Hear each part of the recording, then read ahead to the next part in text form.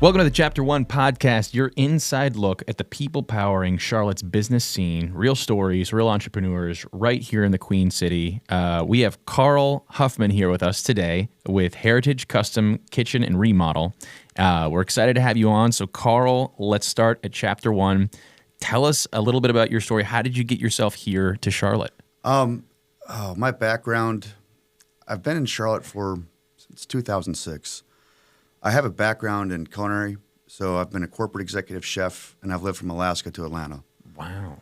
I've had the opportunity to be on a couple build-outs for commercial properties, country club down in Ball Ground, Georgia, called Hawks Ridge, part of the culinary expansion team for the Washington Duke Inn, and then helped design the corporate kitchen facilities at the last property I worked at before I transitioned into kitchens and bathrooms. I've had the opportunity to be private chefs at the Masters in Quail Hollow and across the country, and it's given me insight into what flow and function is of a kitchen. Wow. Okay, so that's not what I was expecting. I was expecting some background in architecture or something like that. So tell me about, where did you grow up? I mean, you mentioned living all over the place. Where did it all start? So my dad immigrated here in '54, so I'm first generation from my father's side. My mother was first generation from her father's side. They immigrated to New York. We lived there until 7, then got transferred. He got transferred to Kentucky when companies still did that. Then we went to high school in Raleigh, went to school in Charleston. From there, I started my culinary travels. I've got the opportunity to work with a lot of interesting people over the years, and I went on experiences I never thought I would. When I was at the Peabody in Memphis, I actually ran into Keith Richards when they were bringing him out a side door, unbeknownst to me. So those little knickknacks of experiences were just part of the whole story and the journey. Wow. And so when you first started working, I mean, it sounds like did you get right into culinary? I mean, did you go to school for that? Was that the plan from the beginning? Was I want to be a chef? Yeah. With my father, in Germany, they were master butchers and farmers or ranchers. And then, of course, when the war happened, everyone lost what they had. But my mom did a lot of cooking, and so I helped her. It was easier in the kitchen than out in the yard. And so, I went to culinary school in Johnson & Wales in Charleston, and I loved it. And I progressed along that with working with Louis Olstein, did special things with KitchenAid over the years. And it progressed, and I got to see some of the designs of kitchens, and eventually I wanted to make a pivot because I put my love into the food. Well, I want to put my love into a kitchen. Working in a lot of kitchens, they're beautiful, they're fun, they're attractive, but sometimes the flow and function isn't there, and they're aesthetically pleasing, but they're functionally diminished. And so, how long was it that you were cooking before you kind of made that transition? A little over 20 years, but I've always had my hands in construction, but I made it a permanent commitment. I think COVID made a lot of changes for a lot of people, and I saw a lot of great chefs get decimated. And having a restaurant is great, but the challenges then and now are even more than they were before. And if I'm going to work like that, then I'll work for myself and bring the same level of quality of food from a food perspective to a building perspective, to understanding what the equipment is, understanding how you cook, how your style is, what equipment I can recommend than just filling a space, just having it look pretty, then I'm out. Having that connection of what's your smallwares, what's your knives, how is this going to be your kitchen? How are we going to bring the dreams that you have to a reality and have the soul of your home breathe? So in this transition from cooking to constructing, is it just kitchens? Is that just kind of where it started and then it moved to other things? I mean, that's my biggest strength, but I've learned to do skid steers. I've learned to run excavators. We've done outdoor spaces, patio pavers, outdoor cooking areas, bathrooms, flooring. I've encompassed a lot of it. I'm also a licensed home inspector, which gives me a greater eye as a contractor. And I think it's a benefit to myself and to my clients. So when you started Heritage, How long ago did you started during COVID? Is that when you Just at the tail end of it, COVID? I looked at where I was and what I wanted to do, and started making that transition, and slowly built that out. So in those early stages of getting it off the ground, what were some of the hurdles that you faced? What were some of the tough things that you maybe didn't foresee when you started the company? I think some of the bigger challenges are finding quality subs. So I've worked with all the people that I bring into a project. I've worked with them personally. I've been hands-on. And I don't just randomly pick somebody off of, I guess, Facebook and say, hey, here's your job. I'll see you tomorrow. Sure. I make that part of the experience. It's hospitality, whether it's food or it's construction, it's customer service. And that was the biggest challenge, is making sure you have the right people that can do the right things, that promise that what they can do and what they can deliver. And it's no different in hospitality. People make a lot of promises and guarantees, but sometimes they can't deliver it. And you have to be the responsible one to make sure that those promises are delivered.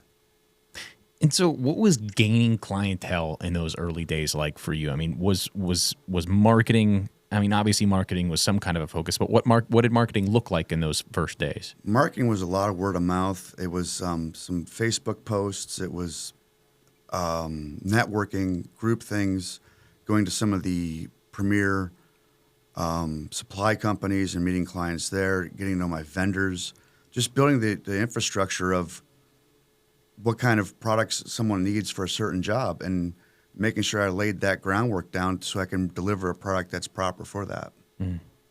A lot of hustle, a lot of study. I was going to say those early days, yeah, man. a lot of hustle. And it's being transparent. And I think the biggest challenge for a new contractor or anybody is going behind somebody who said they could do something that didn't do it. Right. Now you're underneath the microscope. Yeah. So you doing what you're doing now, I know there's a big connection between that you've kind of drawn between, you know, being a chef and then transitioning into building the area where people can do that themselves. Mm-hmm. But what is the thing you would say you love most about what you get to do about this whole process? Building a place, making the wish list that somebody has, that they're going to have their dinners, they're going to have their wedding invitations filled out, they're going to do their college applications there. The gathering place of everything, because we're so busy in life now, we don't have enough time to stop and catch our breath. And I think that is now the kitchen's the biggest place where everyone meets. And I think it's something that's special and that reflects on a lot of memories for generations, from the grandkids to the kids to the parents. Hmm. If I went to somebody to build, so I recently had my bathroom remodeled. Mm-hmm. Turned out great. If I was searching out there for somebody to do remodels, maybe not specifically kitchen because you work other places, but we'll say it's specifically a kitchen in this scenario. What's something that's unique about you that somebody might not be able to find going to a different builder? I can sit down and talk to you about each piece of appliance, each piece of equipment. I can actually bring you in the viewpoint of a chef. I'm still a certified executive chef through the American Culinary Federation. Mm. So I'm still hands-on in that arena also. And when they do a lot of beneficial sponsorships for charities in our community also, which I feel is huge and important. You have to give back more than you take. Yeah. So this is just a side question because I like food. What are some of your favorite things to cook? My specialty is adaptability, because everyone's style and everyone's food is different. I love salmon, and when I was in Alaska, the salmon was 20 minutes old. You can't recreate that flavor. But those experiences, it's just been a whirlwind. I mean, when I had the opportunity to cook at the James Beard House, that was a different approach, and we brought food that was reflective of the South, whether that was tenderloins or like a peach and smoked pecan relish. It's just indicative of who the client is, you know. And now, so many people have so many different flavor profiles. I like simple, but I like to do butchering. Homemade pizza is my go-to. I like doing pastas, stocks. You know, just some of the stuff that can just do its own thing. Mm-hmm. So when you cook for yourself, is that often what it looks like? Are you pretty fancy when you cook for yourself? Or no, it's quick. It's quick and to the point most times. If I have friends over, then I take that time to put that love into that experience, because you got friends and family over where you're just making memories. Yeah. So, getting back to the company, what are some of the hurdles that you're facing now, or that you've just kind of faced over the years as a business owner, and as specifically as somebody who's doing what you're doing now? What are some of these challenges that you're facing that you didn't really think would come that you're realizing? The misconceptions, I think, sometimes are a lot of these reality TV shows, HGTV, listed or love it. HGTV. It's 90,000. I'm like, that's the labor, because every piece of equipment on there was donated by the sponsors, and it didn't take a week. That job was 6 or 7 weeks long minimum, and it warps the sense of reality of what true costs are, and that's the challenge now that we're facing as contractors. Costs have gone up significantly, and it's just the nature of the beast. It's just like the cooking show. Have you ever watched Chop? Yeah. That show is a 17-hour shoot. It's 17 hours for a 1-hour shoot. Yeah. And people don't see behind the scenes, but I know people that have worked that. They're like, yeah, we've been here 18 hours. And we're done in an hour. So that's the behind the scenes look. No different than we were hired by KitchenAid or brought in by KitchenAid to do the International Smallwares thing in Chicago at the McCormick Center. All the celebrity chefs came in, but we had a whole brigade behind the scenes. Chefs were up there for 15 minutes, but we're back there for 3 days doing all the prep work. It's the behind the scene things that clients don't see, that they don't need to see, that make it perfect. Is there ever any preparing somebody? Because I recently, like I told you, I had my bathroom remodeled, and that hit me, big. Where I was like, how much? Sure. Things are so. Is there ever a way to prepare? Is there ever a client that's like, oh yeah, I totally know it's going to be that much? Because it seems like that's never the case. It seems like they're always blown away by the price. How do you handle that? It's understanding what your client base is. It's finding clients that wants to transform a space, then just update it. And everyone has a space out there and a place for them. It's understanding what they're looking for, and they can start rattling off. We want Blue Star equipment. Okay, well that's an $18,000 stove, or oven, or whatever it might be. Right. Is that the range we're looking at? Fine, but if we're looking at the discounted electric coil stove, then this is the reality of what the costs are. Just go to Lowe's and look at the contractor grade cabinets. They're $400, and they're just all pressed MDF board. They're not even real wood.